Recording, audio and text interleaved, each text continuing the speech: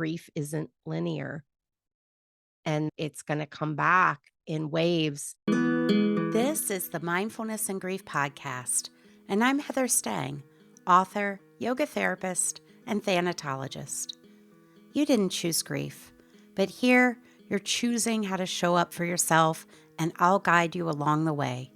In each episode, you'll experience practical tools and sound advice to help you tend to your loss, honor your love, and rebuild a life where grief, hope, and meaning can coexist.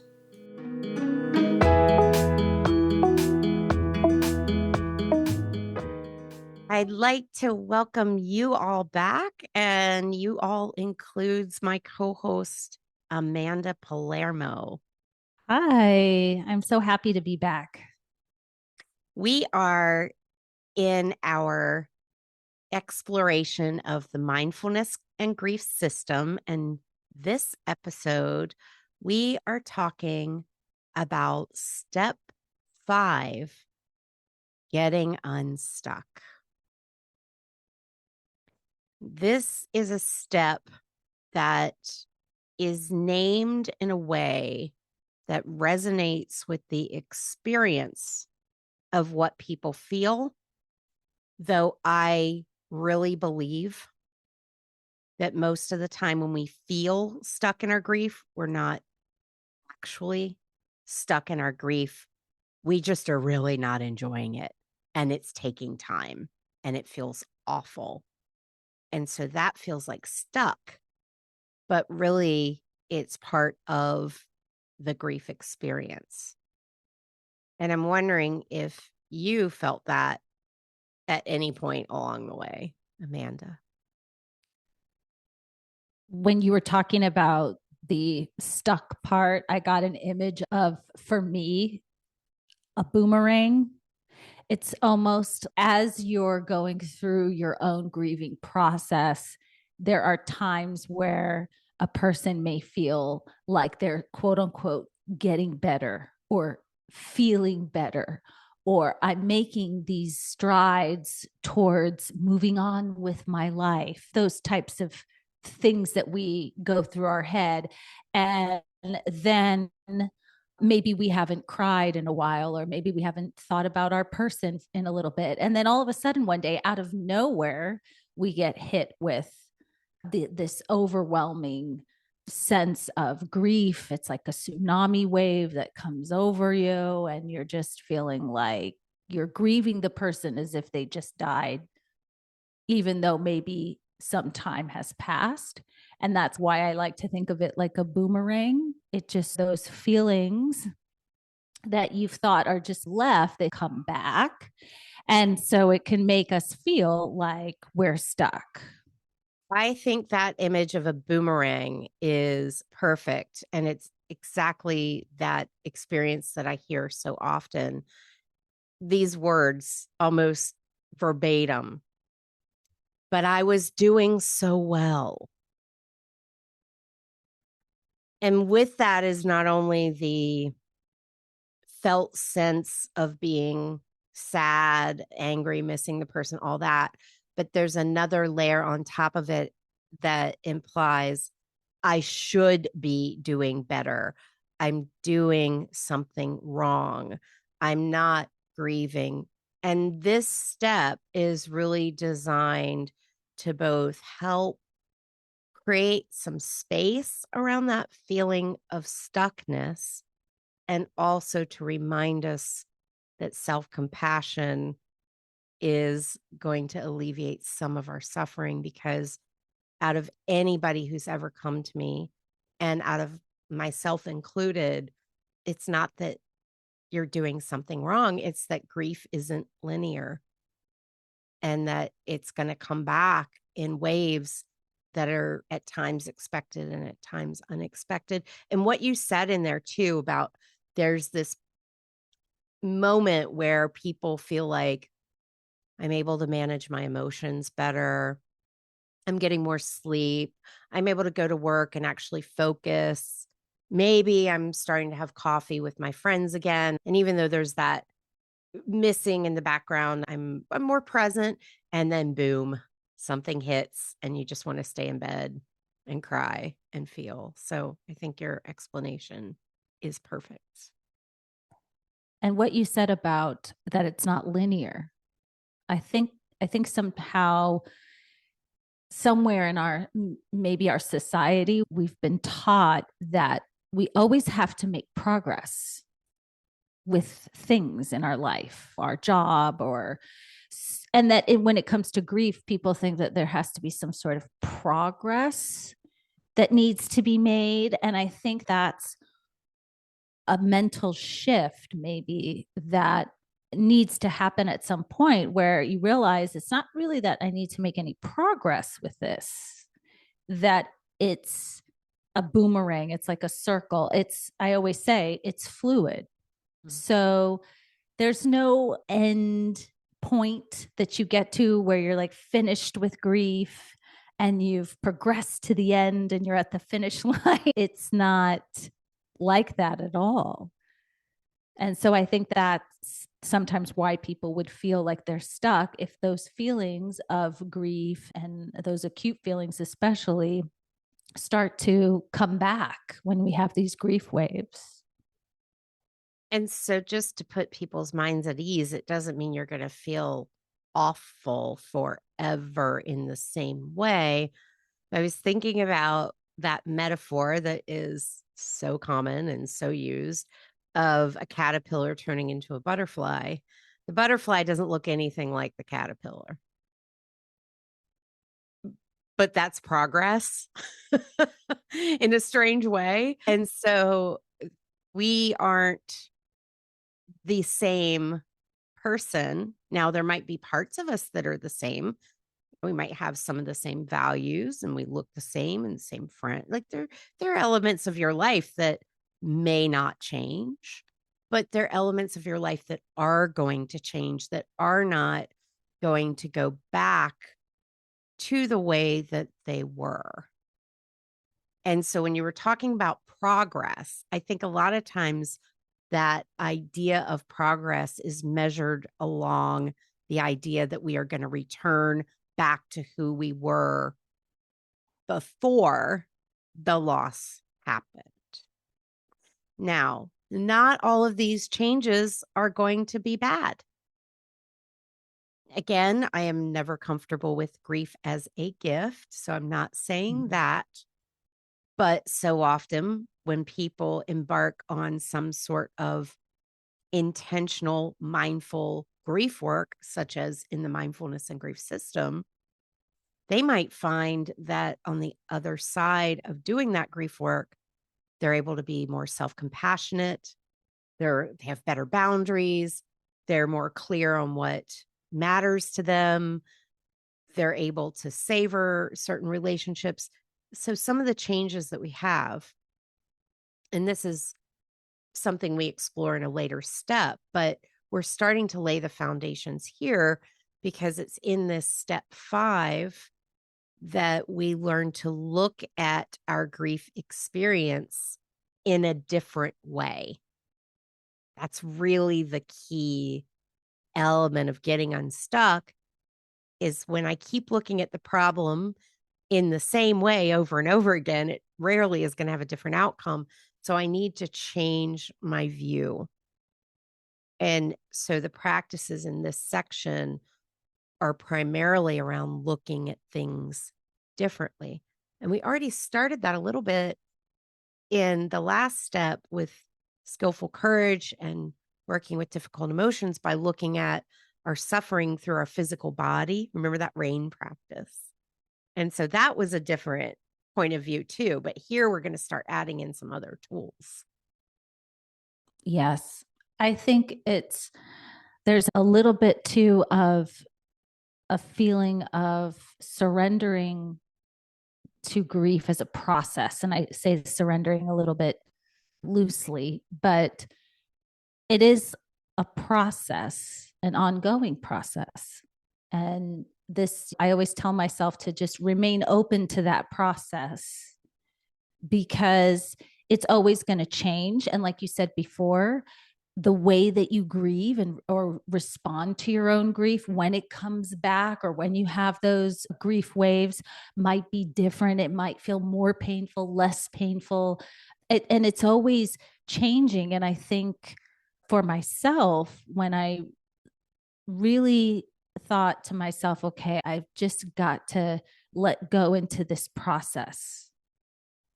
That's when I think there was a lot of acceptance that started to happen for me personally. But that's not for everybody, I understand. But every situation is different. But I think it's a little bit of that acknowledging that it's a process that's ongoing. Part of that acceptance that you're talking about, I think what you, and you can clarify if this is what you mean, it's not, of course, acceptance that you're okay that this happened by any means, but you're not fighting against that natural reaction to loss, which is grief. You're accepting grief is here.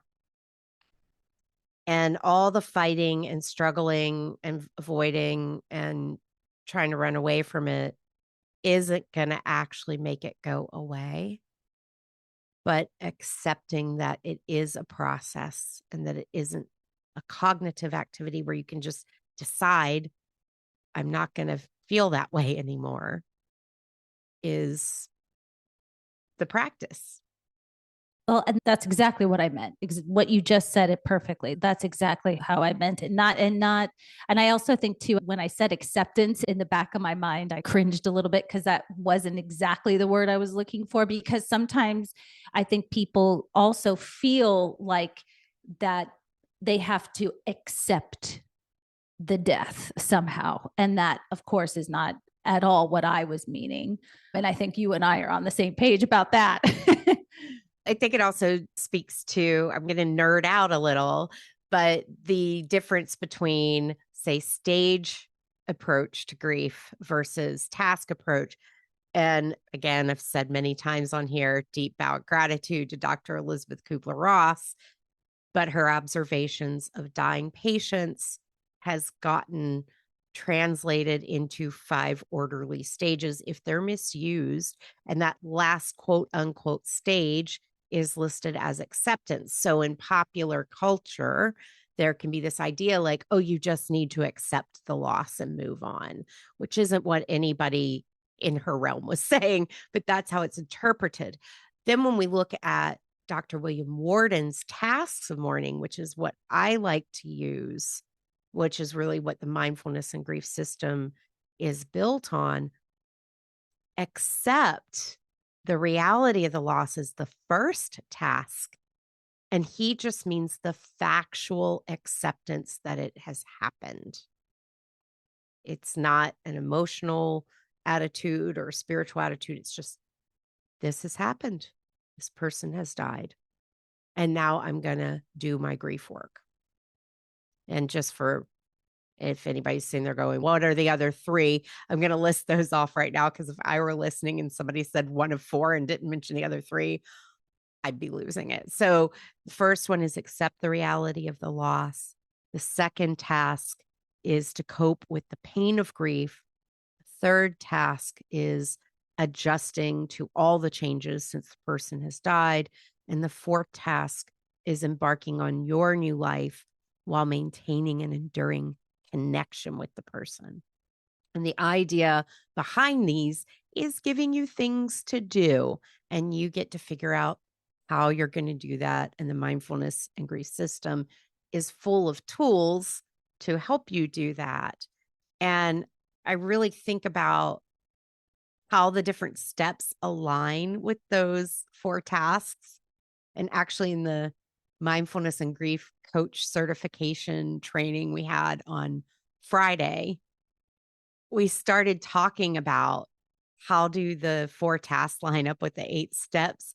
And there are so many multiple overlays. Like, you could not make a pretty matrix, because the way somebody might cope with the pain of grief could be conscious relaxation. It could be self-compassion. It could be difficult emotions, because the pain of grief is so broad, right? There's many ways you can go about it. And so there's that spaciousness. But when I think about the getting unstuck in particular, this step that we're on now, it really to me speaks to adjusting to all the changes that have happened, as well as embarking on your new life. Because getting unstuck is both about seeing things differently and some movement. I'm glad that you said all of that and clarified all of that, because I do think that there are this stages of grief. It gets thrown around a lot. People use that. I've actually heard people use that in their own grief. I'm in this stage of grief. I'm in that stage of grief, thinking that there's some sort of step by step process that they should be following. And I think it's so great that you clarified all of that so that people understand that it is not linear and it is so broad. Everybody experiences grief so differently, responds to it differently, feels it differently. So I don't even think there's one size fits all. It's just different for everybody. So I'm so glad that you said all of that. Yeah. And that's why we have so many different tools, right? So let's dive into what some of the tools are in this step. And we do some meditation practices for sure. Rain to me is equally useful for getting unstuck as it is for being with difficult emotions, because what if is feeling stuck if not a difficult feeling? And so that works here as well. And we do talk about the Buddhist 5 mental hindrances, which are considered common roadblocks to being awake and present to your life. And that includes in meditation and includes as you move through your day. And it's not that there's something wrong with you when they arise.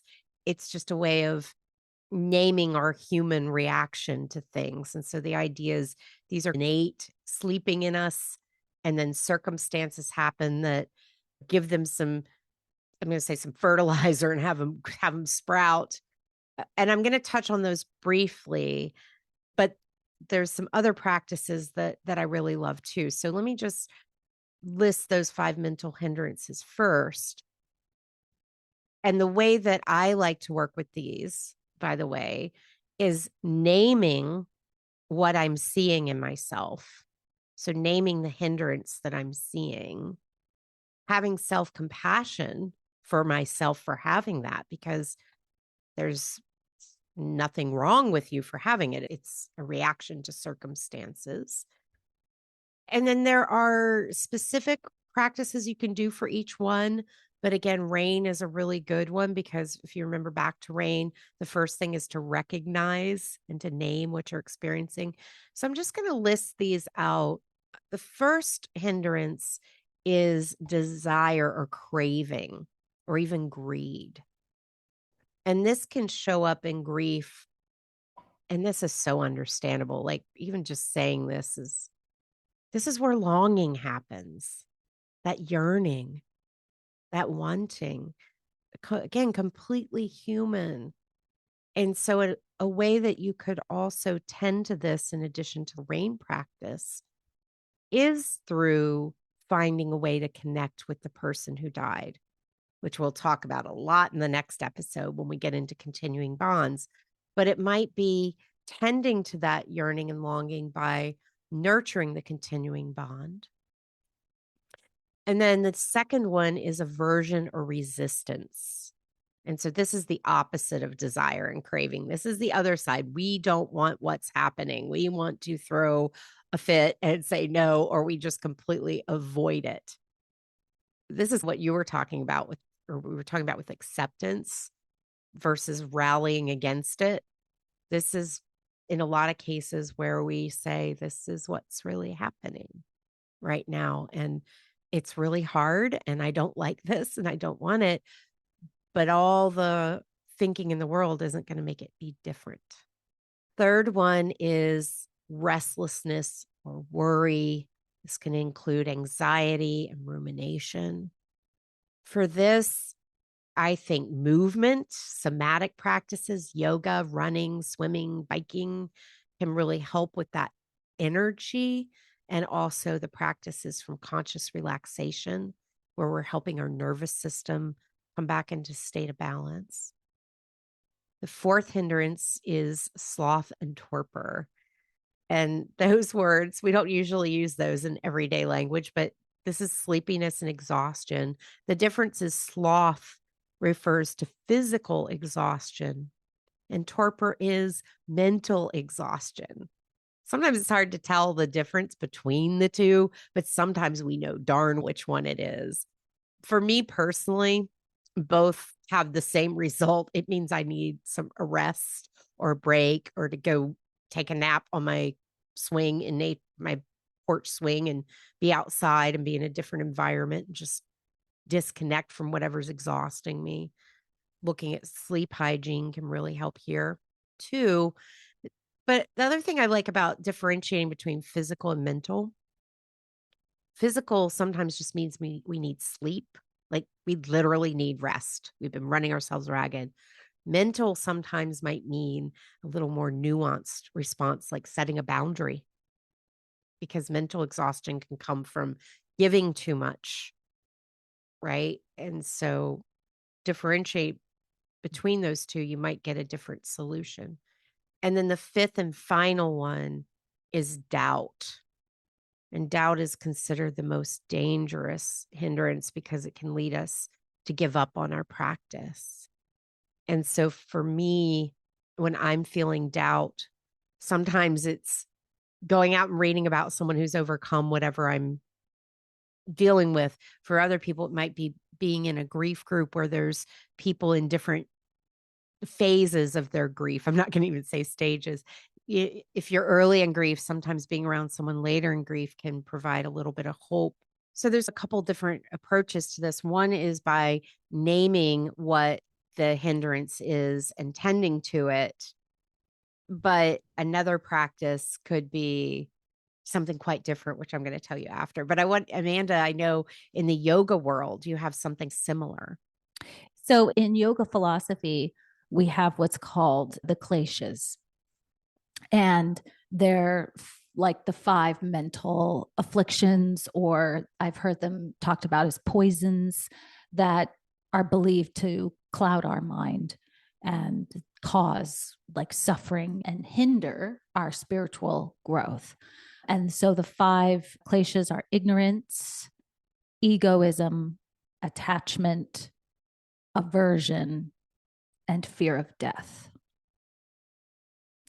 For me personally, this is also, I use the kleshas as well to check in with myself and say, okay, what's coming up for me right now when I'm in this season of feeling stuck in grief or just feeling stuck in general in my life? So I might look at these kleshas and say, which one is showing up for me? And investigate a little bit and maybe journal about it and see how these are showing up.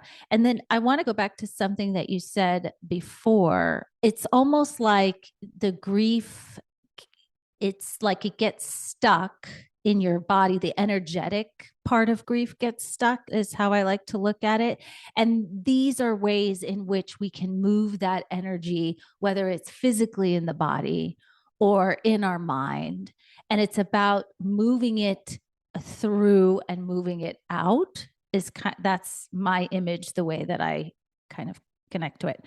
And then you use this word a few times in grief group, actually. And I think you even said it just in this podcast right now that we're recording, is you use the word season. And I think that's such a great way of these feelings that we're having that are changing. So instead of saying like these stages of grief, you often will say you're in this season of grief. And I love that word. I really love that word because it does apply that there's going to be a change to a different season. And sometimes it's gradual and you don't see it. And sometimes it's abrupt. And I guess the only place that metaphor falls short is that we don't have I'm in Maryland, so we used to have 4 distinct seasons. I don't know what we have now. Maybe the word season is adapting to be more like grief. Actually, the Maryland weather has been a little bit more like grief in its unpredictability. It's not predictable, but sometimes it's a gradual shift and sometimes it's quick and sometimes it goes back to where you were before.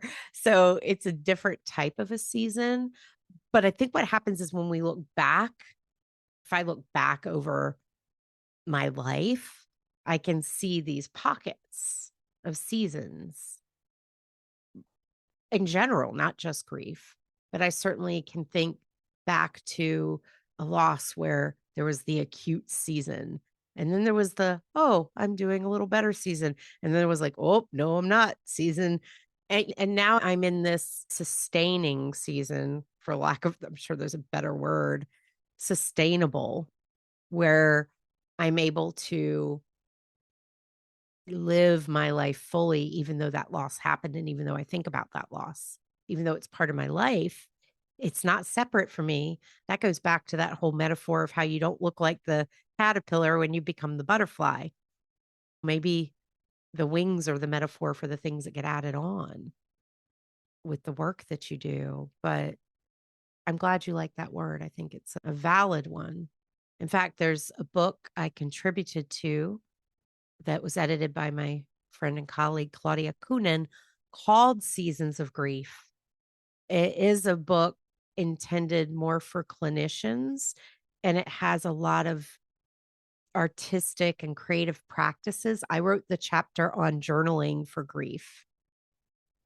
And it's a great segue, actually, into the other practices we were going to talk about for getting unstuck, which is artistic, expressive arts, and alternative point of view journaling. Yeah, the arts is one of my favorite things that I've done in terms of working through my own grief. And I think it's in this particular getting unstuck. There's you can explain it better. What is the actual, what is it that's, it's expressive arts, but there's specific instructions with it. Yeah. Yeah, I'll set it up and then I love your story. I love your art from this because I got to see it. So I talked earlier about shifting our perspective. And one way we can shift perspective is by going from verbal talking words to art. And I don't mean fancy art that's going to go up in a museum, but therapeutic art, which is more about the process you go through creating it rather than the end product, although the end product is also very revealing in many cases. So this can include things like collage. It could be mindful watercoloring. It could be scribbling with crayons. But one of my favorite practices is drawing your grief landscape, or sometimes I call it your griefscape.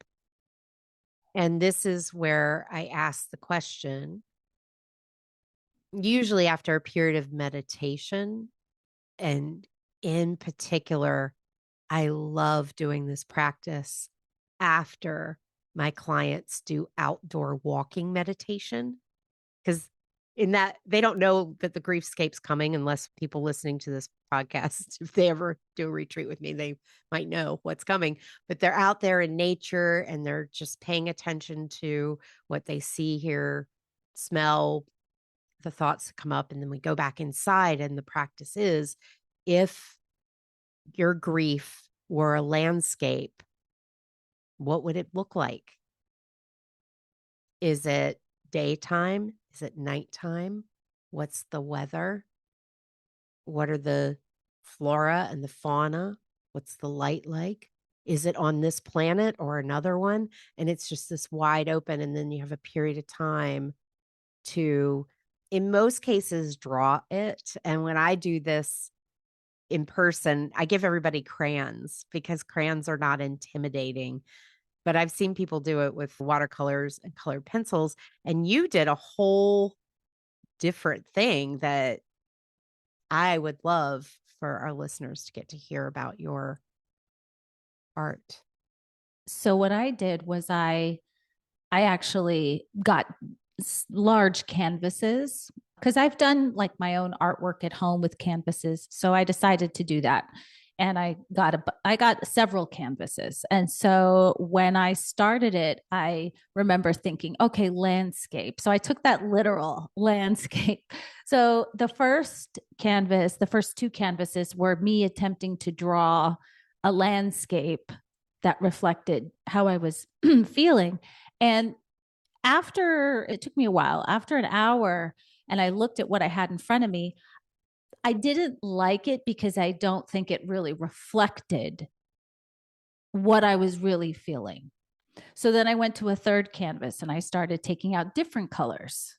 And I said, okay, I'm not going to just do a landscape. I'm just going to see what happens. And I took out different colors and then looked at that and I said, no, that's not it. But I could feel it was getting closer. And so by the last canvas, I finally took some black paint and scribbled, wish you were here.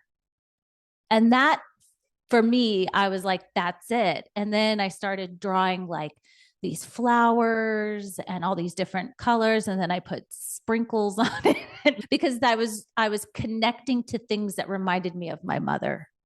So the sparkle and one of her pins that she used to wear, I pinned that at the center of the canvas. And when I stepped back, it was not only a reflection of her, but it was a reflection of how I was feeling. And I think the process of that was getting to the root of what I was feeling. So it did take me a few hours. It did take me about 4 or 5 canvases later. But that process of just really trying to get to the root of how I was feeling. And just those words just came out, wish you were here. That was it. That's how I felt. I wish that she was here. And that to me, and then when I looked at it, I said, okay, that's it. That I was satisfied with that. Beautiful. And I think you did a wonderful job of illustrating why it helps to have time with these practices. A lot of times in a grief group, I only have 20 minutes for people to get started. But on a retreat, there might be 2 or 3 hours with this practice because look at how in those first couple canvases, even though it didn't express how you were really feeling, it was an important part of the journey to get there. Because sometimes knowing how you don't feel or what isn't resonating helps you get to what you do feel. And so when people are doing any of these expressive arts, it's so important to remember it's not about the end product, but it's about really listening to yourself in a very deep way. Yes. You just keep peeling back the layers and peeling back the layers and peeling back the layers until I was at the root of how I felt. I cried too at the end of it. That was the other thing that I kind of forgot, but now that I'm talking about it, I remembered I just had just a release of tears. There was something about it that I was like, yeah, this is how I feel. I wish you were here. And I started crying.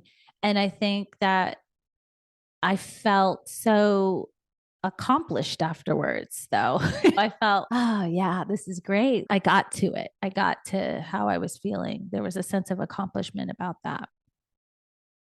And I'm wondering for you, after you did that practice and you cried and you felt that release and you felt that satisfaction of expression, how did that relate to this idea of getting unstuck? Did that show up for you at all? Yeah, definitely. Because I feel like I released something that was stuck, whatever it was. It manifested itself through tears, but there was something in there that needed to be released. And I think through that process of painting on the canvases, that kind of helped for that to come out. And I don't know exactly what it was that was stuck, the feeling, but I just knew that by crying and having that release, it was letting go of something that was needed to come out. I'm glad you said that because I think it's important to say, even though we gave the 5 mental hindrances and you shared the kleshas, sometimes you can't quite put your finger on it, and that's okay. It's not as important that you can name it, although there is some research that shows if you can get specific around what the emotion is you're feeling, it can help you feel more in control of it. Like, oh, this is what that is, which kind of makes sense a little bit. But at the end of the day, the more important thing is that you create some space around it or some movement or a complete release if you're lucky to have that experience. And it probably was, now that I'm looking back on it, it I can't totally remember, but I'm sure it had a lot to do with longing. Speaking of the hindrances, this sense of longing, because that's what I wrote, wish you were here. So that's that yearning and that longing and that sense of wanting the person to be back here with me, and then that feeling of crying afterwards, there was releasing that. Also, you were working with things that were symbols of your mom. Yes.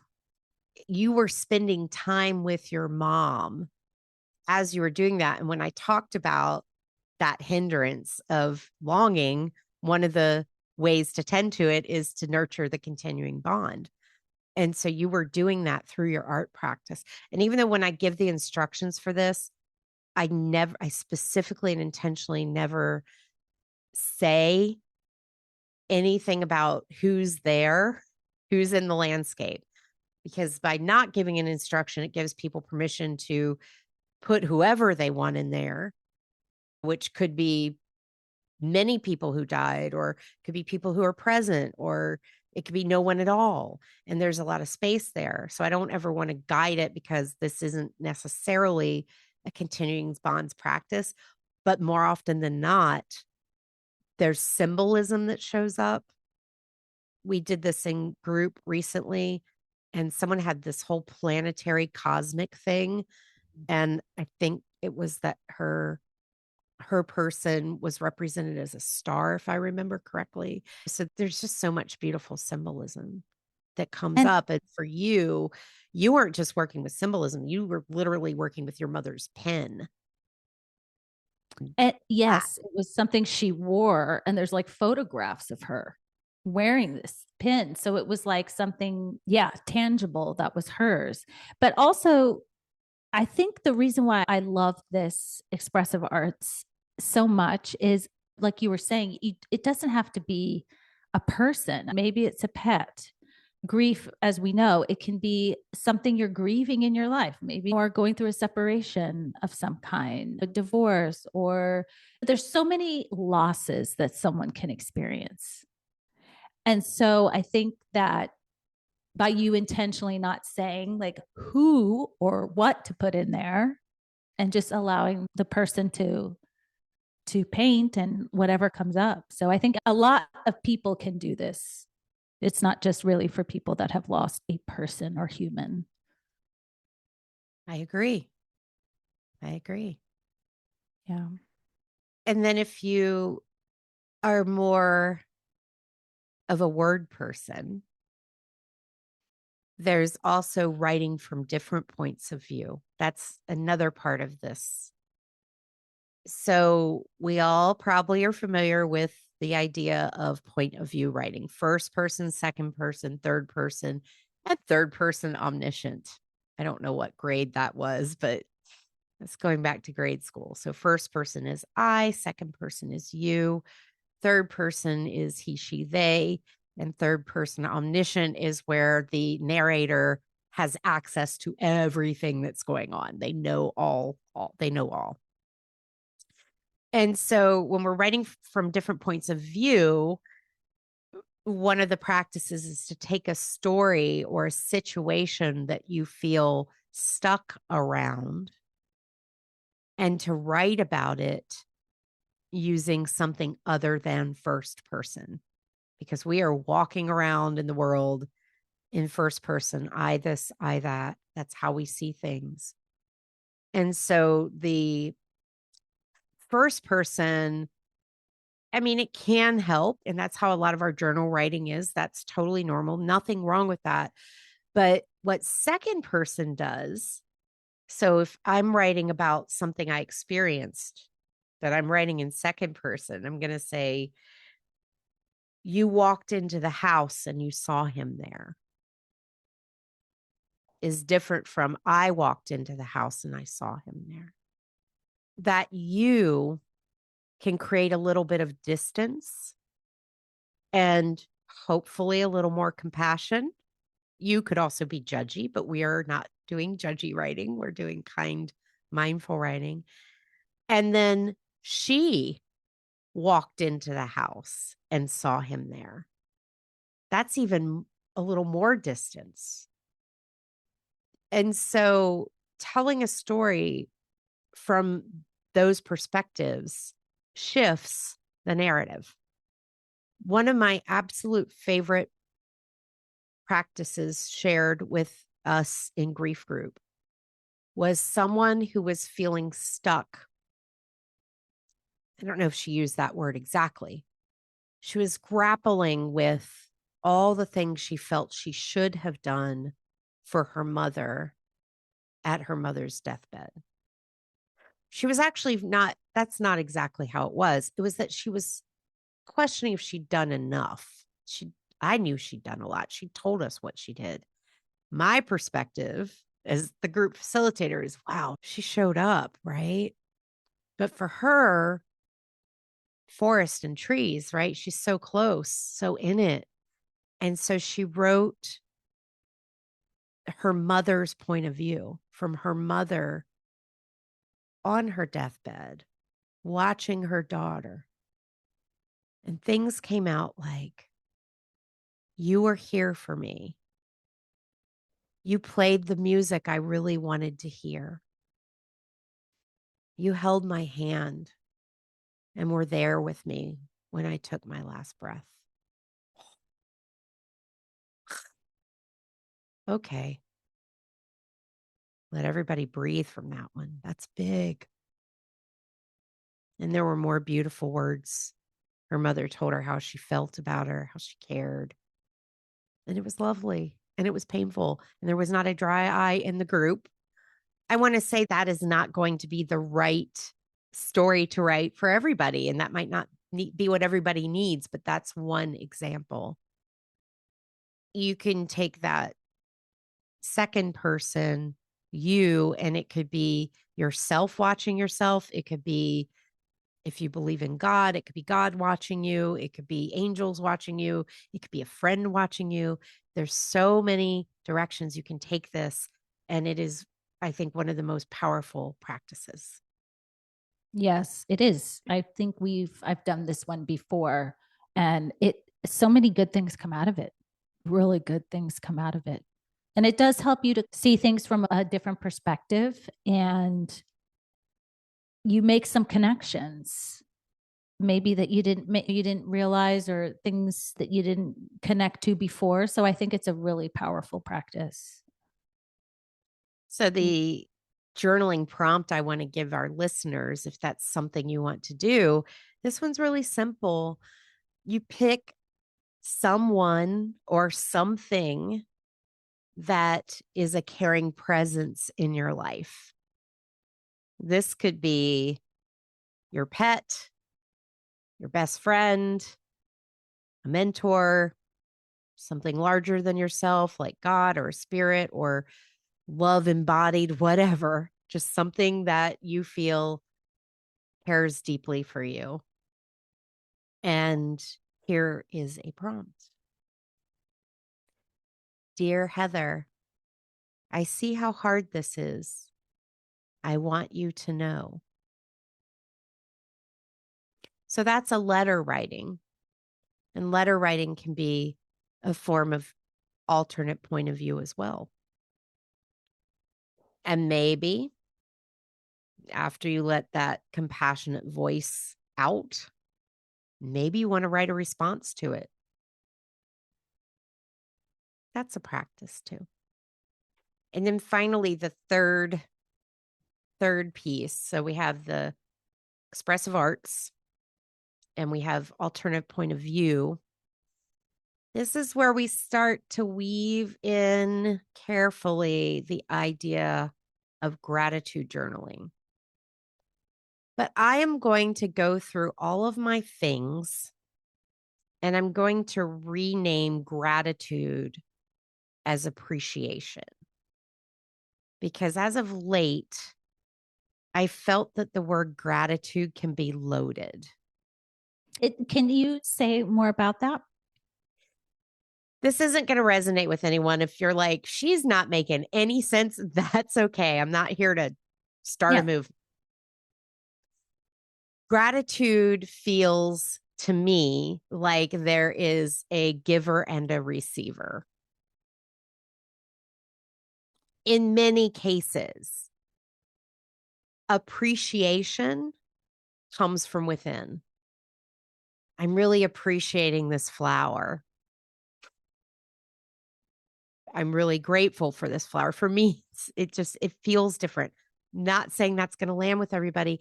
And I think the word gratitude, when you're grieving, it can feel like you should be grateful for what you have left, or you should be grateful this happened, which maybe, yeah, there are things we're grateful we have left in many cases, but it can feel loaded. What do you think about that? I was just thinking that it's hard to feel grateful when you're grieving. And also, if you say that to someone that is grieving, it just doesn't, to me, it doesn't feel very supportive. It doesn't sound very supportive. Like you should be grateful for, or something like that, that it just doesn't, it doesn't sit entirely. I think that's something that maybe you're farther out, much farther along, maybe you would be able to take a glimmer from a bad experience.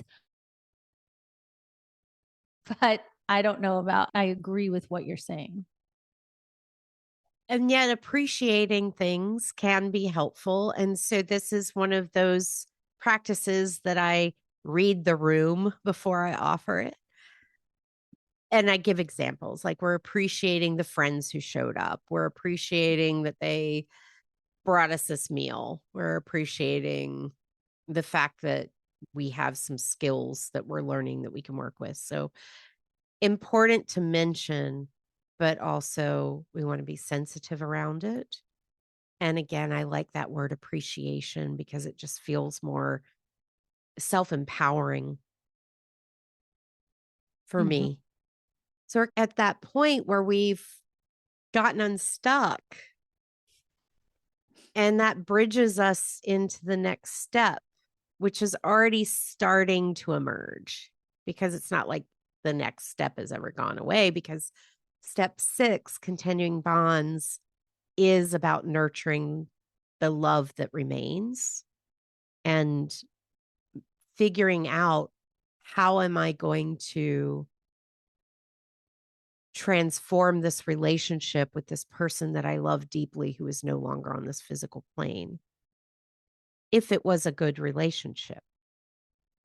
And if it was a very complicated relationship where maybe there was an estrangement or abuse, we handle that a little bit differently. And in all cases, it's helpful to understand that we're all very complicated humans. But the next step is often such a relief to be able to talk about your person and to focus on them. And the practice you shared today really showed how we obviously don't have to tell people to think about their person. It's that thing when people are like, oh, I didn't want to bring your mom up because I was afraid I'd make you sad. I was just going to say that people are so afraid to bring up the person or say their name, or I don't want to upset you and all this. But it's like, there's no way that you're going to upset me, because also I want to talk about my person. And Because you're already thinking talking about her. Yeah, yes, they're always on our minds. We're always thinking about them, and talking about them is brings them to life for a few moments, and it's honoring them, and it feels really good to talk about our person. It's incredibly healing. That's how it feels for me. So it's not gonna like upset someone. Yeah. So we'll talk about that more in the next episode. So I want to thank you, Amanda, for bringing both your personal wisdom in and your heart as well. Thank you, Heather, for allowing the space. And wow, your mom is very much alive in her memory. And I have to say this, and I wanted to tell you on the podcast, I've had several clients in private sessions refer to you talking about your mother and how it's helping them understand their grief. Oh gosh, that means so much to me. Oh my God, I'm gonna cry. We're having like a real moment right now on the podcast. That's very meaningful. It's so helpful. And I Yeah. think it speaks to why things like grief groups where you hear other people talk or a podcast like this, when you hear people who are going through or have gone through something similar to you, it just makes you feel so much more normal. It does. It really does. And that just means so much to me to hear that. And yes, in grief group, when I hear other people speaking about their moms, and I just connect to it so much more than they can ever understand. So thank you for telling me that. What you're sharing is priceless. So thank you so much. Thank you, Heather. So, where can people find you if they want to connect? On Instagram at Amanda Palermo 108. Wonderful. I will see you next time. Bye. Bye. This brings us to the end of today's episode of the Mindfulness and Grief podcast. If you found it helpful, please follow the show and consider leaving a review. It helps others find their way here when they need support the most. Then head on over to heatherstang.com, where you can join my Awake in Grief support community free for 14 days. You'll meet with me and other kind-hearted members several times a week. Get access to the Mindfulness and Grief course, plus guided meditations, journaling prompts, and more to help you navigate grief. If you are a grief professional or volunteer, you can also learn about my Mindfulness and Grief Coach certification. I'll teach you how to share the Mindfulness and Grief system with others, and just as importantly, how to walk the talk and care for yourself along the way. I'm so glad you chose to show up for yourself today. May these teachings benefit you and those you love. Be gentle with your heart and come back soon.